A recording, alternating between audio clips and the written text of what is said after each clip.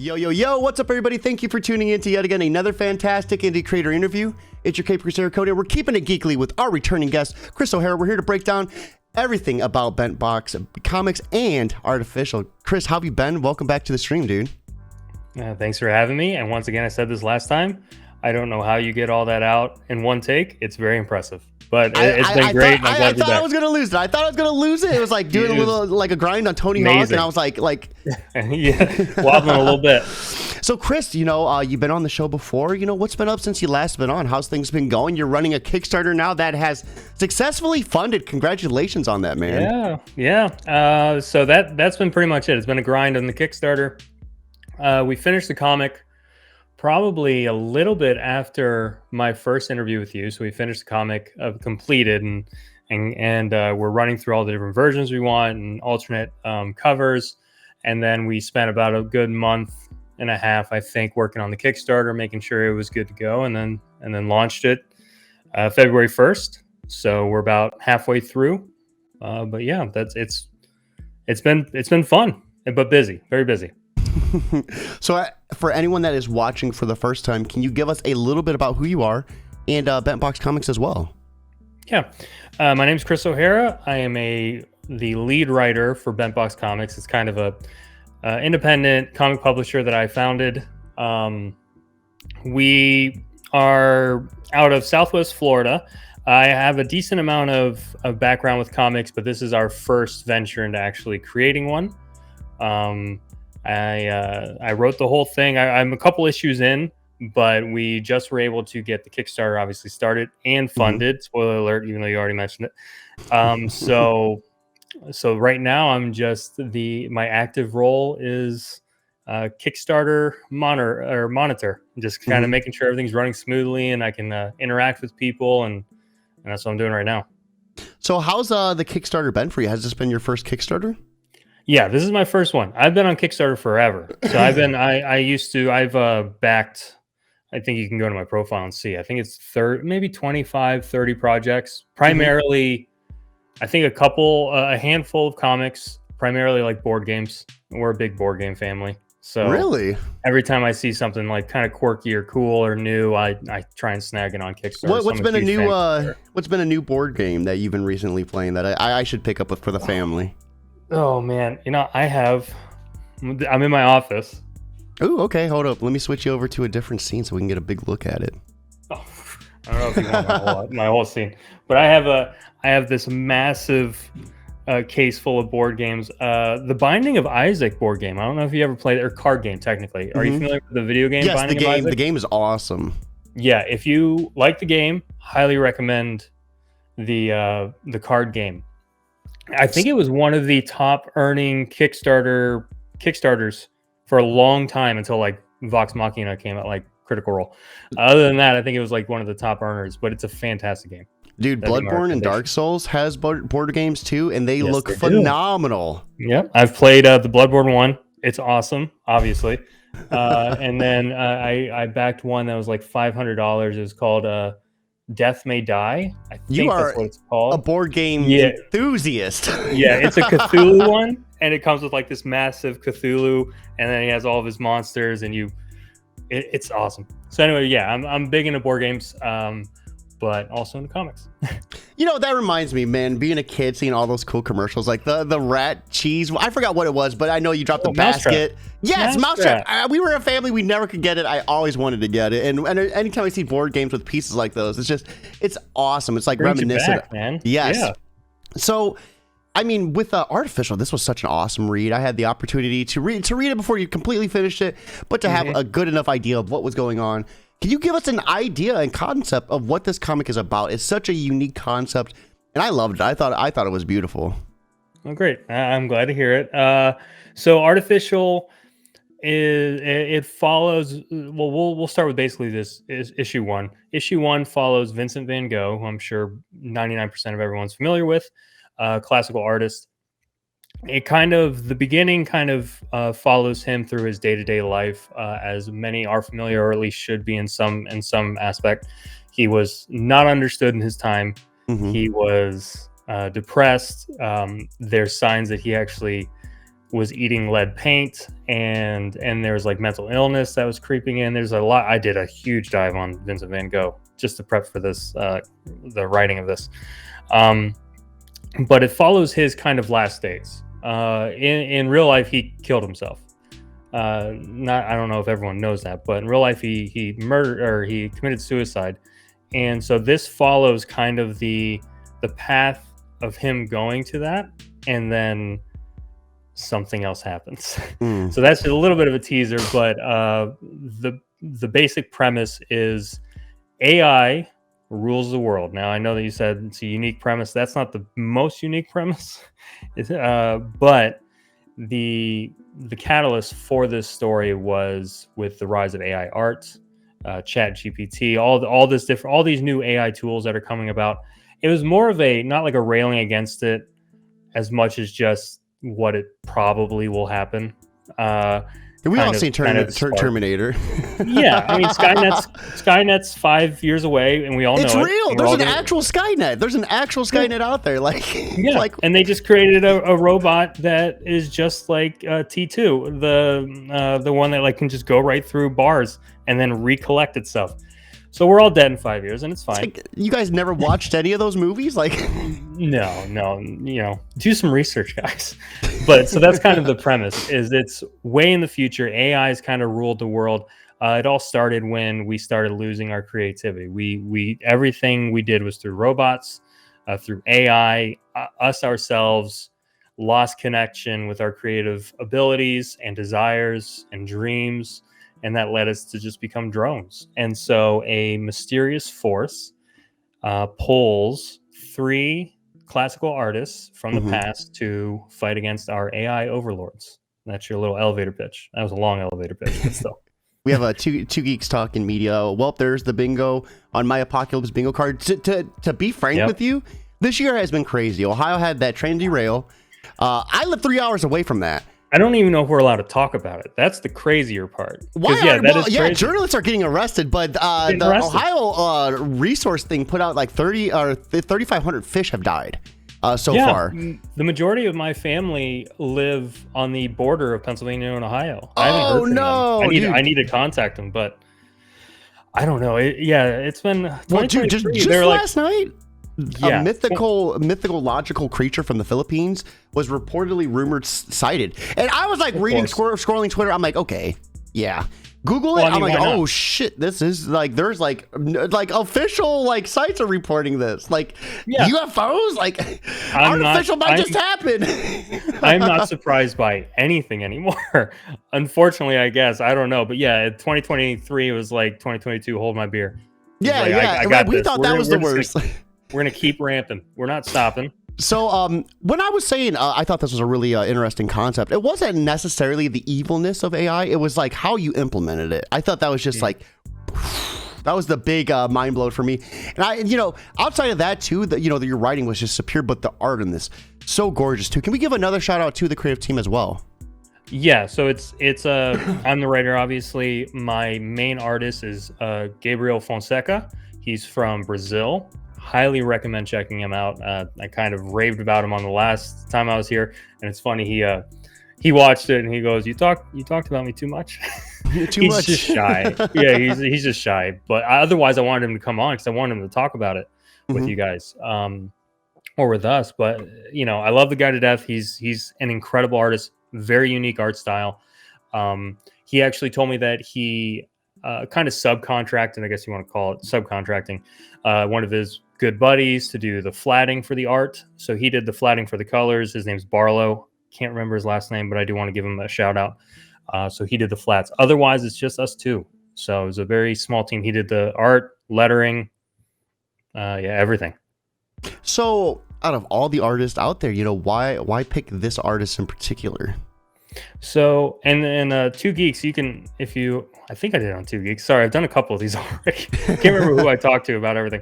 But I think on Two Geeks, I talked about the fact that I was scrolling through as many. I was, obviously on the prowl I'm looking for all different types of artists. So you had like the concept already, and you were looking for your main protagonist. 100%. I knew exactly what I wanted. I didn't know the art style I wanted per se. I just knew it needed to be original. It needed to be different. It couldn't. No offense to all the purists out there.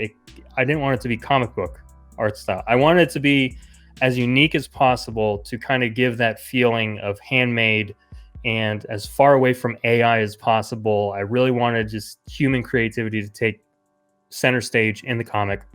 So I'm looking everywhere, and I actually filter by like least amount of followers. I go, who's not doing nothing? I was like, no one even knows they exist. I was like, no offense, Gabriel, but I was like, who's just out there just grinding with nothing really going on too much? And so I'm looking through a lot of them, and I find this guy. And first off, I only saw a handful of different things, like a Spider-Man, Ninja Turtles, a couple different concept art he did. And then I found one area where he did a couple comic book panels. I was like, okay, he's got it. I was like, he can do it. I see it. And his art style is unique. Let me reach out. He reached out and he said, yeah, I'd be down to do it. And it's been a happy marriage ever since. To the point where I told him, I said, you're not allowed to work for anyone else. I was like, I want you. You are Bent Box Comics. You are our artist now, just because I love his stuff so much. And he actually implemented some interesting changes too within the book, right? Some of his direction. Dude, that's one thing that I'm so happy I did. Because as the writer, obviously, you can go two routes. You can go, hey, bro, I wrote these words. You artists, make the art happen the way I wrote it, okay? That's your job. You know, you can go that route, or you can go, I give you free creative reign. I was like, here's what I wrote. Panel 2 might not even need to be there. Panel 3 isn't there, but we could put it there. You know what I mean? There was tons of different things where I told him, have creative freedom. And if his knowledge of comic books is overwhelming. He just knows everything. Like you can barely see it, but I have a wall full of comic books right here. You know, you can barely even see it. And I had a meeting with him and he goes, oh, that's Batman number blah, blah, blah. And he's like, the artist, I really love the art. And he just goes into it. He knows everything. And that is why I trusted him wholesale on like, do you think the direction of this page is correct? And he'll be like, well, I think maybe we could turn it into a day and night scene instead of just a day. And that's, I remember that. Comics. I remember that talk. So it's so cool working with him. And that was the most fun part of like, not a lot of it was in meetings. It was just like, okay, he would text me, I'm working on pages 14, 15, 16 today. I was like, sweet. Can't wait to see it. And I literally can't wait to see it because I know it's not going to really be what I wrote. It'll be to an extent, but like the amount that he attributes to it or contributes to it is phenomenal. And he's made it only better, 100%. You know, I agree with you too. I think, when we were talking last time and reading through this, you know, he replicated a lot of Van Gogh's art, like within his own interiors. Like, so it's like art within artception, if you will. I don't know if that's a coined term yet, but you heard it here first. It is now. And it was just so mind blowing. Another thing that I picked up a second time reading through too is like the atmosphere, the feeling of the comic. In the beginning compared to the second half, it's like it's so much warmer, so much like more like, you know, like sunshine invoking. Like you get that. Yeah. You know, it's been winter in Ohio for so long, and we had 60 degree weather yesterday, and I like was outside just a shirt, and I'm like, this is life. And that's how that comic felt, like the embodiment of that. And then just the second half of it is so dark and bleak, and it's like it's like an eeriness, like a bleak, like desolated feeling. I loved. Was that like intentional? Yeah, I mean, we definitely wanted a first half and a second half. We wanted a split, and I mean, I think we hit it pretty hard. And then the other thing was the balance of, I mean, the beginning. It's kind of like vibrant and feels real, and I wanted, and then once again, there wasn't a ton of dialogue in the beginning, because there's no need for it, which is awkward writing, right? Because I'm really just writing descriptions. I'm writing scenes, almost like a movie director, because to the point where, you know, Vincent Van Gogh wasn't a talkative guy. He didn't talk to all of his neighbors. He was a recluse, especially towards the end. So a lot of it just shows how he was really just getting towards the end of his life and just of what he wanted to do here. He was ready for a way out. So that was the beginning, but I still wanted to give it a lot of life and different characters and townsfolk and everything. So we made it feel really lived in, basically the first half, and then the second half, yeah, it kicks off and it's definitely it kicks off hard, and it's basically one giant chase scene for the rest of the book. Because I wanted to give it a lot of action, but also give it the feel that it's Vincent Van Gogh. You know, he's not ready to take on the whole AI construct yet. He's basically, his will to live has been challenged. Let's see what happens. So that was the fun part about it. But I will say that the only other part where we were like, well, I'm not really sure how to do this, and I think you touched on it last time, is that the second half is more vibrant in color. And it was something that we had to try, and we were basically tiptoeing the idea of there's no creative liberties in this future. Everything's white and black. Everything's, robotic. There's no free will, no choice anymore. But I didn't want it to look boring, So we had to toe that line, and the way Gabriel did it is phenomenal because it still looks gorgeous. No, absolutely. Yeah. I think right now would be a perfect segue. Let's go ahead and check out the Kickstarter. We have a lot of interiors that we can look at, some new covers, and of course the rewards too. So let's go ahead and see what you're campaigning for today. We are looking at Artificial Issue 1, a 32-page sci-fi action comedy. When humanity succumbs to its creation, an unlikely trio will be called from the past to fight against our future soulless overlords. Currently at $698 of a $500 goal with 33 backers and 15 days left to go. Congratulations on funding once again, man. How are you feeling at this point? Thanks. Pretty good. It was awesome to obviously get funded. There's still, we put a lot of work and effort into the stretch goals and stuff like that. So there's definitely a feeling of like, let's just, I would love to do the poppers right now, but at the same time, let's just we got 15 days. Let's do more. Halfway through it. You can't celebrate yet. So we've kind of already gone through the story, but what I would like to do is check out some of these interiors a little bit more in depth. I think we checked out some interiors before, but there are some new ones. And of course, we have our other two of the trio right here too. So give us a little bit about the other two characters.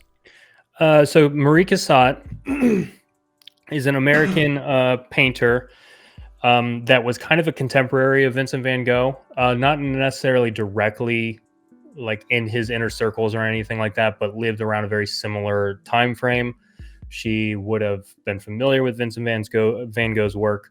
So I was looking through different people I could bring on, the different protagonists I could bring on, and I really liked all of her quotes, a lot of her paintings. She's definitely more of a realist when it comes to her artwork. So anyway, I picked her, and she's been really fun to write. Not gonna lie, she's kind of my favorite to write right now. And then Leo, everyone knows Leo. Leo's top G, man. He's the best. He's top G. he's kind of the wacky uncle to the trio. Now, not unfortunately, but the first issue is an introduction. I've written issues 2 and 3, and I cannot wait for more Leo. Let me just say that. He's just fun. He's kind of comedic relief in a lot of ways. Genius. He's going to play a huge role in the series, but he also got sucked into this mess. So do you like to write? Do you have the most fun with Mary because she has quick wit and an attitude that can kind of like get away with a little bit more with her? Yeah. Oh yeah, for sure. And and it's fun because you can juxtapose the Vincent Van Gogh, who's very shy and timid and doesn't feel accepted by humanity or by anyone, and then he gets thrust into Mary's life, or into a relationship with Mary where they start being able to interact, and she's very friendly and outgoing and very outspoken. And so it's been fun kind of just allowing them to talk with each other and then things like that. So it's like when you're at the restaurant and you get an order, something you didn't order, you don't want to say anything to the waitress, so your girlfriend does for you. She'll speak up. Yeah. So right here, of course, this is a gorgeous cover. So this is the standard. This is cover A. Yes. Okay, so we are looking at the sunflowers. And of course, this was Vincent Van Gogh's thing, right? He loved sunflowers. Love sunflowers, yeah. And this is a wraparound cover, and you will not see the other half until you get the book. but this is a so the standard is wraparound, so it's dual sided. And it looks like we have his canvas, his painting supplies, his hat, broken, falling down right here. So I'm wondering what's on the other end of that wraparound. Yeah, you'll find out. We have the propaganda edition, so cover B. Mm-hmm. And right here, this was the cover that I've seen before, and we have just the trio looking at a self-portrait of Vincent van Gogh right here. And of course, this was replicated by your artist, right? No, that I don't know if I did touch on that. So we do not use AI art, right? No AI art. Mm-hmm. That's AI art. And the only reason for it is to make fun of it. And I was like, this is the only moment we're going to use AI art, because I basically just put in Vincent van Gogh. A self-portrait, because he did do a self-portrait of it like this. It looks very similar, only actually like Vincent van Gogh and not like a dog man. Yeah. So I was gonna say, it looks like he kind of got punched in the nose a little. Yeah. So I like how off it is. It's just off enough to be funny. And then you got Leo over there looking at Vincent. And I mean, Leo only speaks Italian. He doesn't speak English, right? He speaks Italian, Latin, a bunch of other languages. So obviously he wouldn't be able to necessarily interact very well. So he's just saying, "Who's this?" in Italian. So that's what that. And we also have some binary code right here too. Sure do. And did I ask last time what this meant? That specifically doesn't have any big particular meaning, but in the comic book, and actually if you want to scroll up, you'll see it a little bit. Go right to the covers. Just the little header that I put for covers. Go up a little more. A little bit more right there. Do you see behind the word covers? There's a little faint, basically code there. So that's everywhere. I love Easter eggs. Ooh. That's kind of the universal language in the future. So we created a universal language. That you have these little codes that are hidden throughout the pages. Yeah. Ooh, that's awesome, Chris. And you'll be able to decipher them eventually. Dude, oh man, I love little Easter eggs like that. Has that been something that you just kind of were fond of, when you were reading comic books yourself, or what inspired 100%. That? Any entertainment medium, games, movies, comic books. I love myself a good Easter egg. You throw an Easter egg at me, I get excited. I'll do YouTube dives of Halo Easter eggs and stuff like that on games, and yeah, so I'm a big fan, and they're going to be everywhere. I also love how distinct their clothing styles are from each of their own respective eras. Oh yeah. And of course, their eras, but also their status too, because George wasn't Vincent van Gogh wasn't exactly the most wealthiest person. No, he died broke, and it shows. So, and then Leo was pretty predominant where he was with his stature. He was doing well. And then Marie came from a fairly wealthy family, I believe in New York, and she traveled to Paris and stuff. And so, yeah, it kind of represents them decently. And then we have, of course, the Starry Nightmare edition too. So was there ever a Nightmare edition of it, edition of Starry Night, or was this something that you had created just for this comic? No, just Starry Night. So Vincent van Gogh made Starry Night. Everyone should be fairly familiar with that. There is a page in the book that obviously I've not shown anywhere, where Vincent gets a good look at the AI hellscape in front of him. It's just a full page of just the world. And I had the idea of, it'd be cool what would happen if he painted this, because this is it's Starry Nightmare. So it'd be just a play on words there. So I hired an artist. I worked with an artist, Alreza Magadam. I am not very good at his last name. But anyway, he's a world-renowned artist. He's very good at Van Gogh's art style. That's what I looked up. I wanted to find someone who could capture Van Gogh's art style. That way it looks like something he would actually paint. So worked with him to create this one-of-a-kind painting. So we have his hat right here, but it looks like some other interesting symbolism. It looks like the middle of the town. There's some water kind of seeping in that leads into this road. And then this item right here, can you give us a little bit about what's going on? Yeah, so this is another instance of me saying, hey man, you're creative, do something cool. You know what I mean? Almost the equivalent of someone telling Tony Hawk to do a kickflip. I'm like, do something, bro. And so he did, though, and that was the cool. I gave him some decent direction on what I was wanting, and I gave him obviously the page from the comic book. I said, here's what it is. Make this Van Gogh. That's kind of all I said. And then he did a lot of symbolism, and I'm looking at it, and I was like, well, this doesn't really look like it. I was like, but then we started talking about it. I was like, oh, okay. I really like it.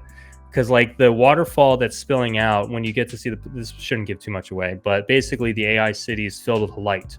There's wires and cords and just vibrant, bright lights everywhere. There's glowing blue from this city. And Vincent wouldn't have any familiarity with that at all. It would literally look like a waterfall taking over a city. And when he said that to me, I was like, yes, it would. I was like, this is great. I love it. So it's basically the center part of the metropolis is this weird tower that he's seeing in front of him that he painted.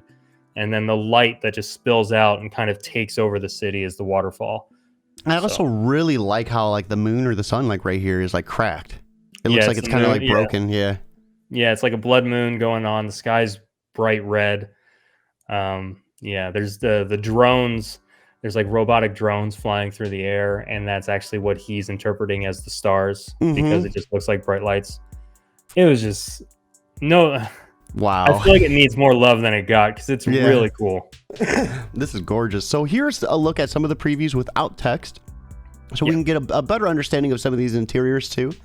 And I just love the symbolism. You said your artist did a great job, and he really did. Like we see, like for this, instance right here, just the use of yellow, which was Vincent van Gogh's favorite color. Kind of like how it dabbled out right there. The yellow flower in his pocket right there. Man, this is gorgeous. Yeah. That's another thing that Gabriel did. There was tons of moments where he's like, I made this yellow and this color because it symbolizes this, and I was like, I'm just blown away by it. So because it's like, how would I have included that in my script? Like, no, there was no way. And that's why I told him, I was like, I love it. I was like, you're only improving this story with every little thing you're putting into it. And then I think before you said he liked to look into the lights, right? That's kind of what this was symbolism for.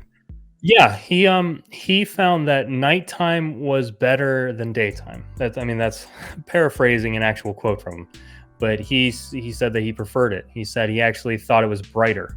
And it kind of, I wanted to show this as he's drudging through the rain, just having a couple negative interactions, and he takes a moment to look up at the night sky and just smiles. Just sees what Vincent van Gogh sees. And I love the way this bottom panel, it just like kind of like bleeds into like the outside of the paneling, like not a traditional square. It kind of like just waves out there. It's gorgeous. That's another cool thing that Gabriel did. I was like, I love it. I was like, don't box in. I was like, let's be kooky. Let's be cool.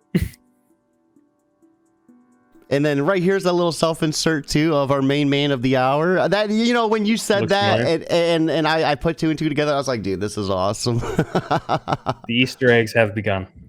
And then this was a big thing we fixated on last time too. The lettering, the sound effects, like the slam and the way this word bubble broke apart. Such an awesome detail. Yeah. I can only give him credit. I would love to be like, that was my idea. No. And then you were talking about the day to night. That's this page in particular. This page, it's probably one of my favorite pages in the comic book. And the use of the negatives, like right here, his desk is just white. I love it. Yeah. Gorgeous. Yeah, this is another one that I wrote it as in, so this is Vincent van Gogh writing a letter to his brother Theo. So I actually read a handful of his published letters that people had found to his brother Theo, so I could get an idea of how he spoke, how he interacted with his brother through this medium. So that was really fun. He has a lot of little quirky things he likes to say. So like one thing is he ends the letter with sincerely with a handshake. And it's kind of weird, but to the point where my wife was looking over, I was asking her to just proof it. And I was like, make sure this looks good. The writing's good. And she goes, why does it say sincerely with a handshake? That doesn't make any sense. And I was like, ask Vincent. I don't know. And I showed her like a letter that he had done that in. So I was trying to be as true to form as I possibly could be with like this section. But this is another one I was just like, okay, it's a day, just a day scene of him writing. And my artist took it as a whole night and day cycle of just like kind of tormenting over his life into this letter to his brother. And I was like, it's amazing. No, that's gorgeous. And that ending it with the handshake, I'm curious on why he would do that. A handshake is like a nice like form of respect, right? Yeah. Maybe that's what he was trying to intend. But yeah, and it was to his brother, so I don't Yeah. know if there's like an aspect of being formal or informal with that. All I know is this is how he wrote, and I was like, that's interesting. And then here we get a good look of how, his everyday actions walking through the marketplace. Man, these interiors are gorgeous. The way the speech bubbles just kind of like drift through like that is just beautiful too. Was this your artist's first like major like comic book or? 100%. Wow. So this was his first time ever doing a comic book, and we'll embarrass him even more.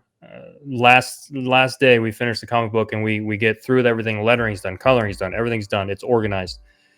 And we had ourselves a little emotional moment. Well, I mean, he did mostly, but he just said, he's like, I never thought I would do a comic. He's like, and then we did a comic. And he was just like, I'm sorry I'm emotional, but this is just like everything I've always wanted to do. And he goes, and I love how it turned out. So he's like very proud of himself and happy. So it was just really cool. I love this in particular. So right here is a good example of what I was talking about. Like right here, this is so lively. The colors in this, I mean, we have a lot of use of yellow, but it's warm. The palettes are warm feeling. And then right here, it feels like a whole different style, like with just like the art, but it's like a darker palette. It feels, if that makes sense. Like it's more red than it is yellow. Yep. And I just thought that was such an interesting, because the feeling you get when reading that, there's so much that goes into this. It was just such an awesome experience. Now these AI look hideous. Give us a little bit about some of their design. Are they like zombies? What's going on with these guys? So yeah, we have multiple different types. We're not necessarily indulging all of that until further issues. That way you can kind of get an idea, because we're going to introduce multiple different types, but almost like a video game-esque. But yeah, so you have like your drones, the regular like zombie-esque AI people, which basically they have a chip, and that controls all motor function, all thinking abilities, but they're just base human. And that's going to be your guy, your chubbier guy on the right, and then like the scrawnier, creepy guy on the left. The guys with the screens are actually, they're called watchers. So they have more of a direct line with the tower. There's a lot of stuff that goes into it. I don't want to give all that away. I freaking love, like his word bubbles are yellow, like wow.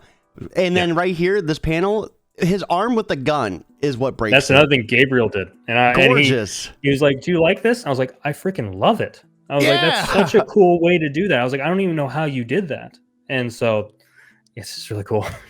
Gorgeous. And like this goes to show you how different it looks. So this is the propaganda version. This is going to be mostly gray. Yeah, so propaganda. I wanted a black and white version. I don't know if you've noticed that a lot of comic books, especially indie comic books, will have different versions. Some will have a black and white version. I really liked the idea of a black and white version, mainly because Gabriel's art looks great in black and white. Like we just tested it. I was like, holy crap, it looks good. That too. We don't even need color. I was like, I really want to do a black and white version, so we definitely need to do it. And then as we were discussing it, I was like, you know what? Let's one up everybody. I was like, let's give it more love.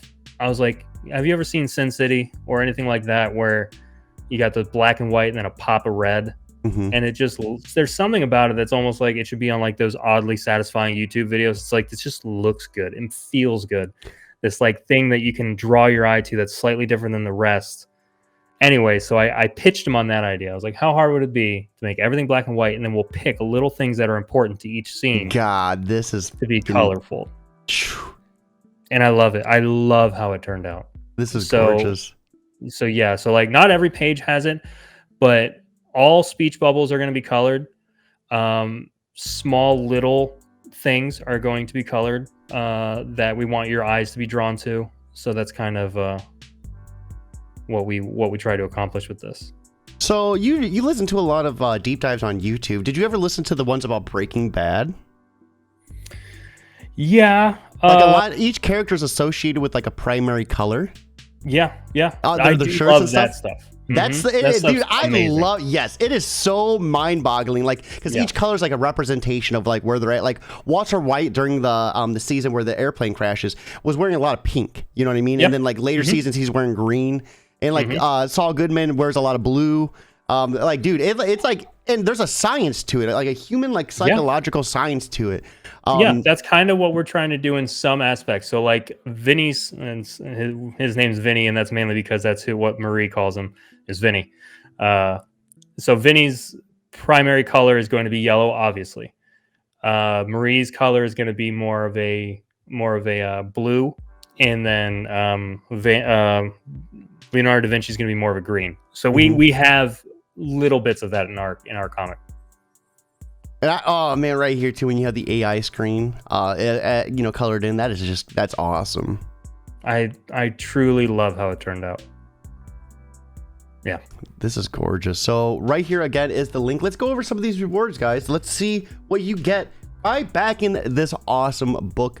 So let me scroll up and we'll have it just set on this beautiful image right here.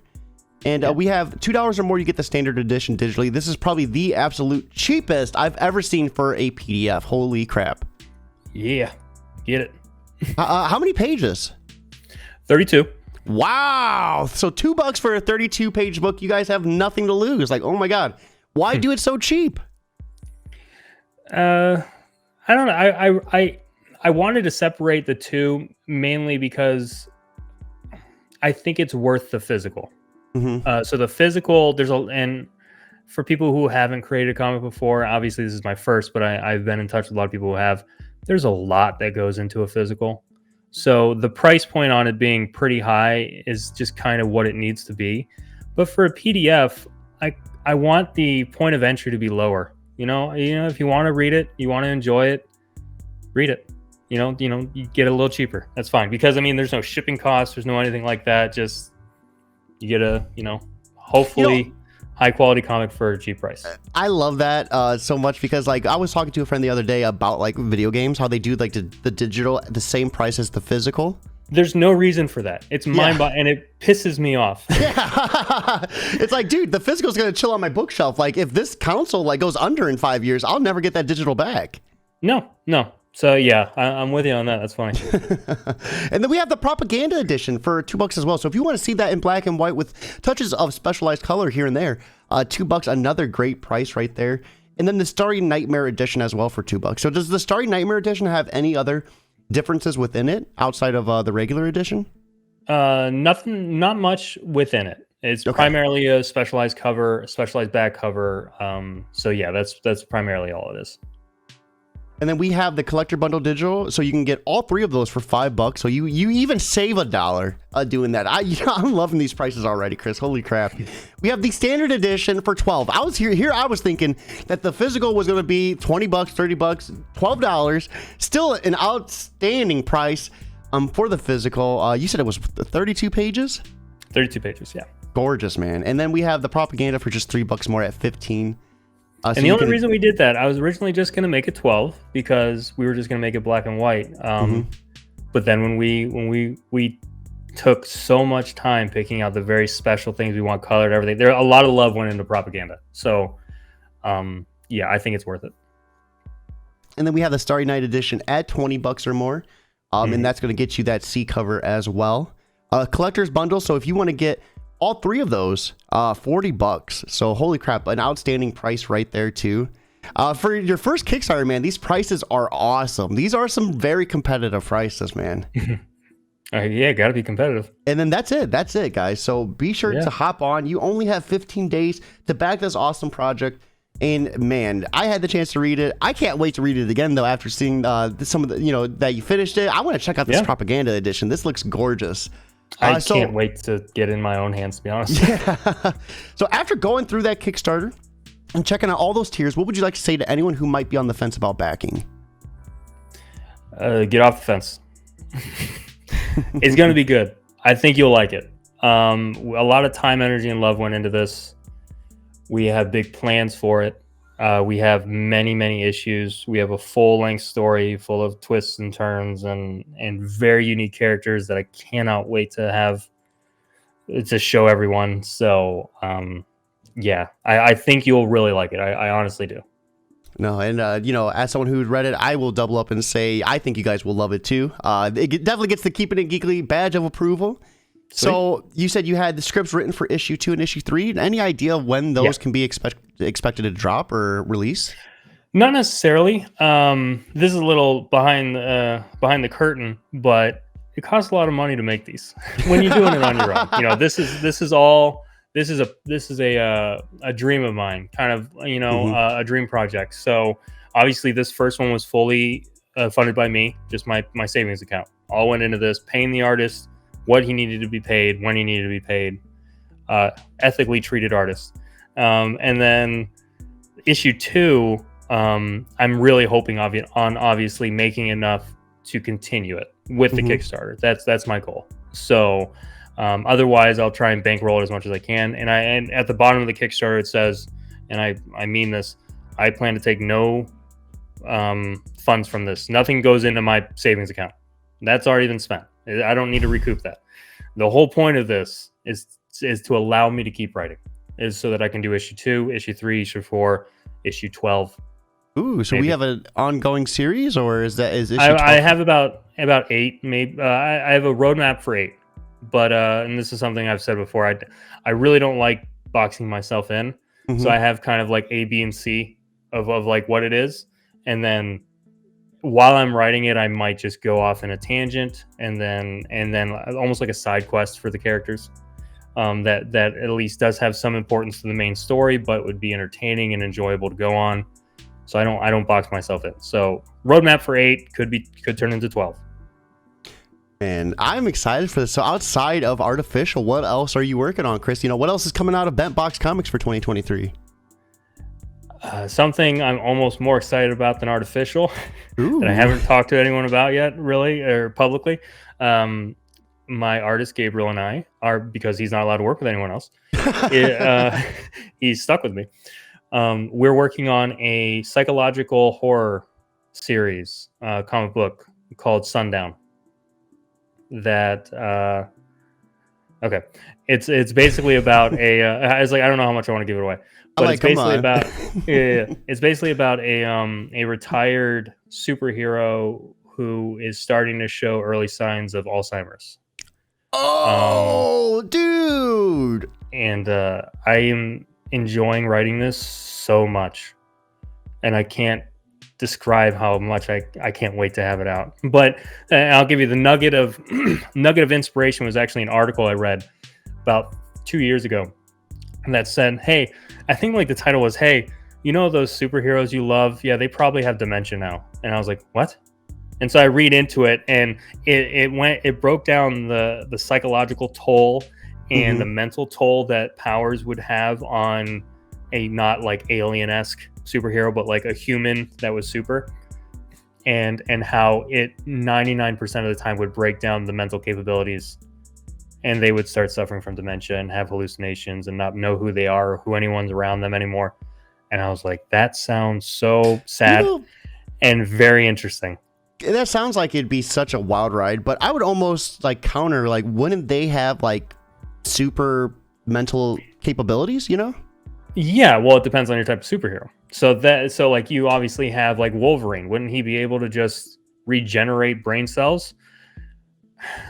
Hey, you know, we are talking about just superheroes, and then right? shoving like science into it. It's like, but what about this? Yes, I'm sure. I guess Wolverine would be able to just regenerate his brain. It wouldn't really deteriorate. I'm that guy in the comics, like, well, actually, I don't really. Well, that's the thing. I don't really know. So I took it in a slightly. It's not Wolverine, but I took it in more of a Omni-Man type character, but it's similar. But anyway, so that is the type of character that, you know, super strength, can fly, used to. Cannon. Yeah, and now he's losing touch of reality. And what happens when someone who can just laser beam an entire city doesn't know where he is or who anyone is and thinks he's under attack? You know, that gives me Logan vibes a little bit, like where Professor Xavier was like losing his mind, and it would freeze. Like that part in the hotel in particular where he has his attack and like everybody can't breathe. And like, you know what I mean? Like that was such... that added such a layer to Heroes that hasn't been explored. So I love that you are finding these little hidden like that's what I'm gonna pockets and blowing them up, man. Such an awesome idea. Such an awesome idea. For everyone watching, right here is the link to Artificial. Be sure to check this out one last time. It is New Comic Book Day. Treat yourself, all right? For $12 for a physical, this is one hell of a bang for your buck. Chris, you've been on the show before. You know the drill.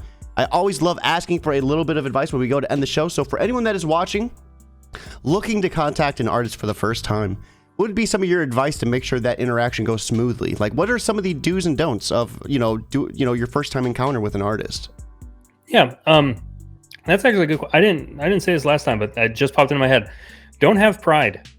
Pride is a killer. Like, self-confidence, that's all nice and fun and dandy. But when you start interacting with someone new and you want to build a relationship with them, show your flaws, questions, anything like that. Because that was something that I was, you definitely get that.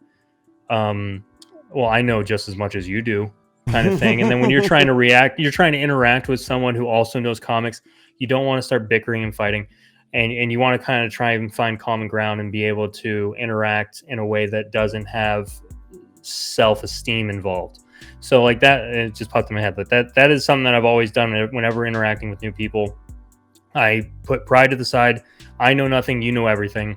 Let's talk. And so that's normally how I go about it. So it's very rare you're going to have a bad interaction if you go in it with that mindset. Yeah, I think, when you are trying to do a collaboration, you want to be friends, right? You don't want to like start the interaction off like, no, actually, I have a permit here that says I can do what I want. Like, you don't want that type of energy. You want to have, you want to encourage and blossom a friendship, because a friendship is going to get what you want to get and get it better, right? Like, if you're on friendly terms 100%. With your artist, like, that's going to make that project turn out better and better. So, Chris, awesome advice. Once again, thank you so much for swinging by. Everyone watching, there is the link. Be sure to check out this awesome project today. That being said, it is time for us to wrap up. I hope you all have a lovely Wednesday afternoon, but most importantly, guys, keep it geekly.